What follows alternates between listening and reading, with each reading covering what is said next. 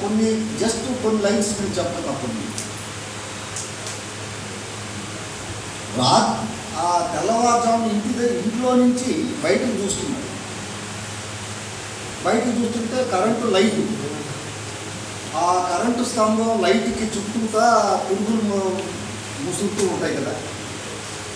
ఆ పురుగులు ముసురుతూ ఉన్నాయి అనే విషయాన్ని ఎలా చెప్తున్నాడో చూడండి.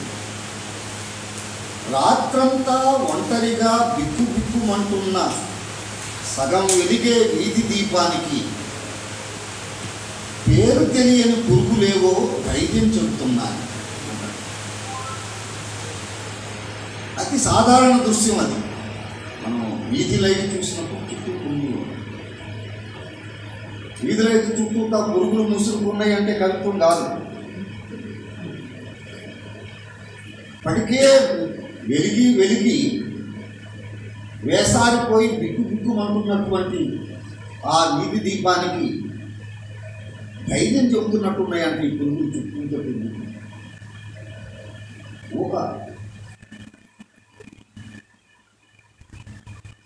ఒక చోట ఇలా రాస్తూ కవిత్వంలో మనం చాలా సీరియస్గా పెయిన్ని పలికించడం, కోపాన్ని కలిగించడం ఈజీయే, కానీ ఆహ్లాదాన్ని, హాస్యాన్ని కలిగించడం చాలా కష్టం. ఇతను ఆ పని చేసేది. ఈ తెల్లవారుజాము ఉండే దృశ్యాలను వర్ణిస్తూ అంటాడు కదా, ఉనికి పడిన ఉడత ఒకటి పొర్రలోంచి తొంగి చూసి అప్పుడే తొందరేం లేదని మీసాలు దువ్వి తుర్రుమన్నాడు. అంటే ఇంకా తెల్లవారు లేదు అని చెట్టు పొర్రలోంచి చూసి ఇంకా తెరలేదు, ఇంకా అప్పుడే తొందర లేదు అని మీసాలు దువ్వు. మీసాలు దువ్వడం అనేదంటే కొన్ని హ్యూమర్ వచ్చింది. తోడేసిన పాలగిన్నెను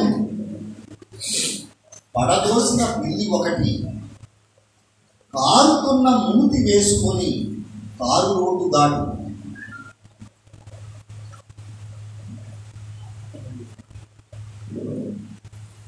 ఇలా చెబుతూ ఇక తెల్లవారిందని చెప్పడానికి ఏమంటున్నాడు చూడు. బడుగు బక్కజీవి బాలయ్య ఇస్త్రీ పెట్టెలో బొగ్గుల మధ్య సూర్యుడిని అంటించగానే చీకటికి చివరి వాక్యమే. ఇస్త్రీ పెట్టెలో బొగ్గుల్ని ముట్టిస్తాడు కదా మంట పెట్టడానికి. ఆ బొగ్గుల్ని ముట్టించడాన్ని ఏమంటున్నాడు, ఇస్త్రీ పెట్టెలో బొగ్గుల మధ్య సూర్యుడిని అంటించాడు. మ్యాజిక్. సో దానిలో అట్లాగే నేను ఇంకోటి గమనించిన ఏంటంటే, ఈయన ప్రాంతీయ కవిత్వం రాశారు, జాతీయ కవిత్వం రాశారు. తన ప్రాంతాన్ని గురించి, తన ఇంటి గురించి, వాళ్ళ అమ్మని గురించి, భార్యను గురించి, కూతురు గురించి, కొడుకు గురించి, తెలంగాణ బహుజనుల గురించి, తెలంగాణ రాజకీయాల గురించి,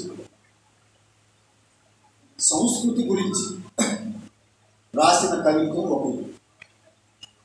ఆ కవిత్వం చదివితే